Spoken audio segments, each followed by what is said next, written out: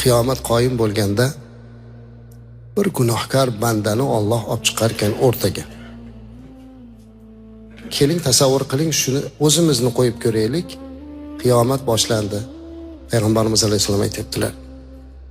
O'sha bandani turgizib, boshqa bandalardan to'sib parda qilib qo'yar ekan. Boshqalar ko'rmas ekan.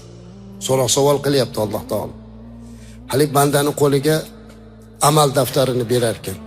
Buni ko'rchi, qo'limizga olsak, voh, gunohlar to'lib yotibdi.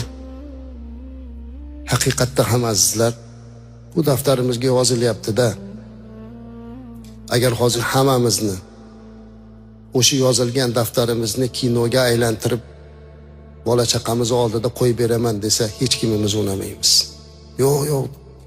Ota-onani oldida qo'ymang, bolalarim oldida qo'ymang, odamlar oldida qo'ymang deymiz. Chunki o'zimiz va Alloh biladigan shu qadar gunohlarimiz borki, uni Alloh berkitib turibdi.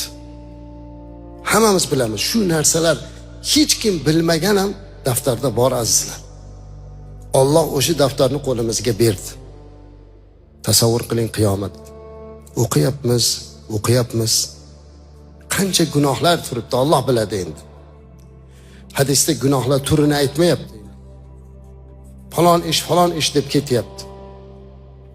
Alloh so'rar ekan bandasidan, shu falon ishlar seni ishingmi shu? Ha. Qo'lingdagi daftar, kitob senikimi der ekan bandaga Alloh taolo. Ha, Allohim meniki.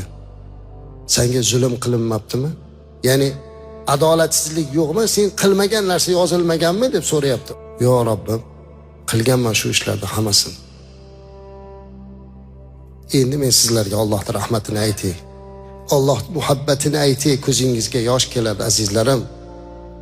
Men o'zim 100 marta shuni o'qisam 100 marta yig'layman.